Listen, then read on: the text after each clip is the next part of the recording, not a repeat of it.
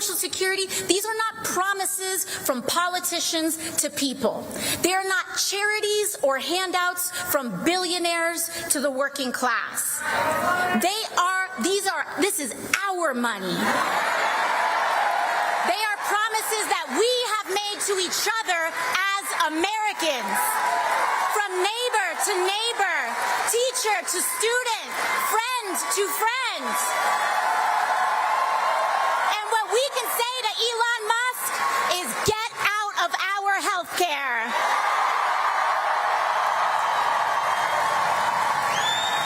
Because to me, Greeley, the strength of our country is not just measured by the height of our best days. It's measured by who we are and who is there for us on our worst. And that's why I'm here with you today. So let me share with you exactly what I mean. Because what these folks want to call radical and crazy, I think are just common sense.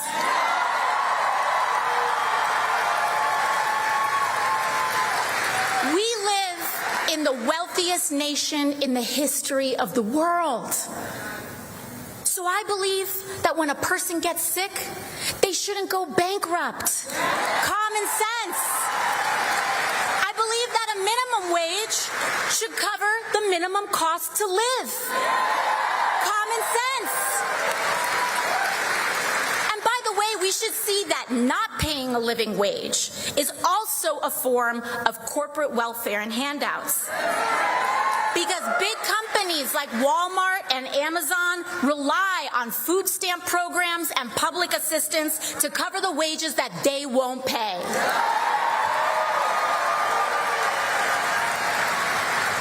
Greeley, here's another crazy radical idea for you. I believe that homes are not slot machines for investors and Wall Street. To extort working families out of every last dollar that we have. Home is sacred.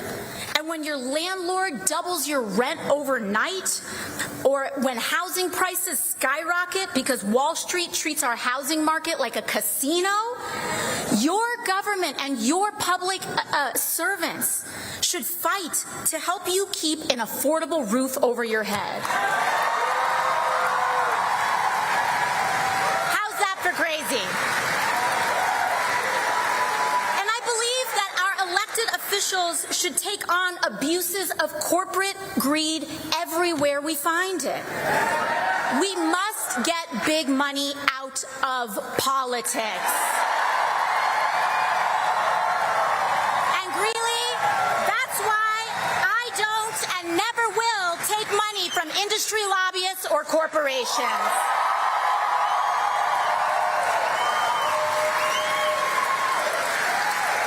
You know, mass media and Fox News and the right will have you believe that these American values are something out of the Communist Manifesto.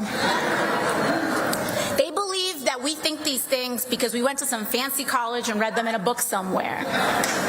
But I'll tell you, I don't believe in healthcare, labor, and human dignity because I'm an extremist or a Marxist. I believe it because I was a waitress. Because I've scrubbed toilets with my mom to afford school. Because I've worked double shifts to keep the lights on. Because I lost my dad to cancer as a kid and had to see my mom open hospital bills in the days after. And I don't want us to live like this anymore, Greeley. We deserve better than this. And this isn't just about Republicans. We need a Democratic Party that fights harder for us too.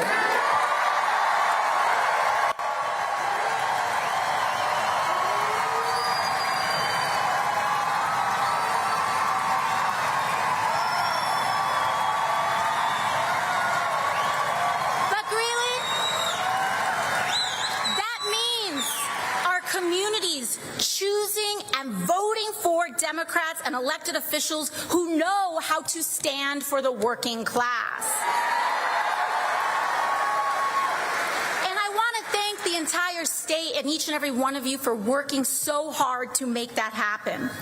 And I'll tell you, when people want to think that there's no hope out there, trust me that there are moments of bravery that are emerging. Last week, Republicans put on the floor a draconian, awful budget bill that cut billions from health care and from working people. In fact, one of the worst parts of what Republicans voted for, including Gabe Evans voted for last week, is cutting benefits for the PACT Act for veterans exposed to burn pits. Who does that? That's like cartoon villain stuff right there. And you know, but I will say, Colorado, that when other Democrats caved, your senators, Michael Bennet and John Hickenlooper, stood strong against the D.C. pressure and voted no. They said Colorado deserves better than this. Thank you for putting in that work.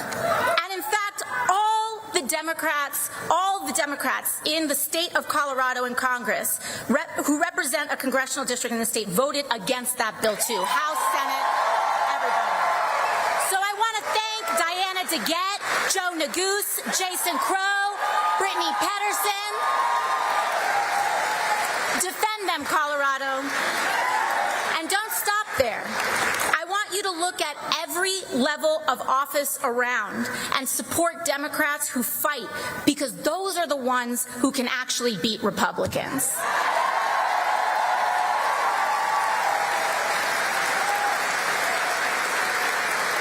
But our work isn't done here, because you know which Coloradans did vote to gut Medicaid and jack up health care costs? Gabe Evans and Lauren Boebert right next door.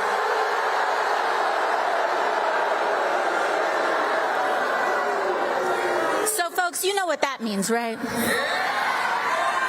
We need to come together and spend every day between now and Election Day working to educate our neighbors and give Evans and Boebert the boot and replace them with a brawling Democrat who will stand for Colorado. In fact, if you will indulge me for a moment, since Gabe hasn't been around here, if we could just say hi to him for a moment. Can we just say hi? See you in November. Thank you. I'll make sure he sees that. But beyond elections, Greeley, our task here is to build community. That's the deeper mission that we have. Elections, they come and go. We do our work. We set the board. But in the meantime, and during, throughout, before, and after all of that, we need to build our bonds with each other as communities. Building community, block associations, neighborhood groups, volunteer groups, church organizations, PTAs, because community is the most powerful building block we have against fascism, to defeat authoritarianism, and to root out corruption.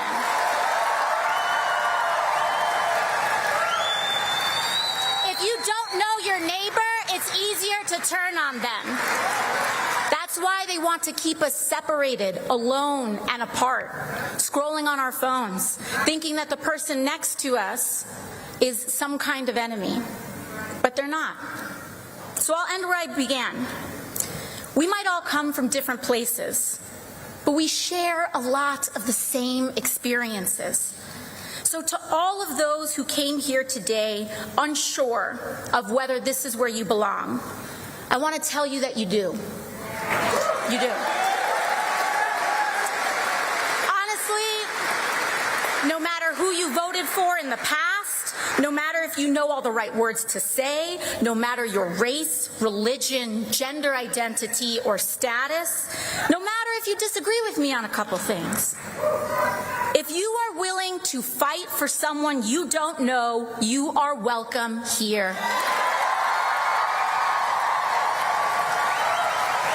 If you are willing to fight for working people, regardless of who they are, how they identify, or where they come from, you are welcome here. But I will say this. Those leaders on either side of the aisle who are willing to put their fellow Americans down so that they can get ahead or feel better about themselves, those folks may best find a home somewhere else. Because in this house, we stand together. We know that that is our only choice. Because we know that without exception, if we stand together, it is the only way that we can win. So I hope that you see this movement is not about partisan labels or purity tests, but about class solidarity. It's about the thousands of you who came out today to stand together and say our lives deserve dignity and our work deserves respect. No matter who we are or where we come from. We are here today to make a sacred promise to each other. Because our goal here today, and what I don't want for us today, what I want more for us today, is not just to come together, share a few inspiring words, and then go back to how things were. Can't do that. Our goal here today is to commit to building the kind of country we all deserve. So I'm going to take another second here, and I want each of you to turn to the people around you and get a good look. And I want you to greet someone you don't know.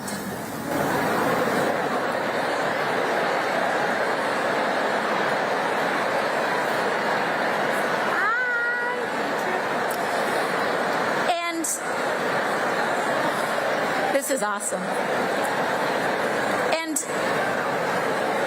I think I don't want to interrupt.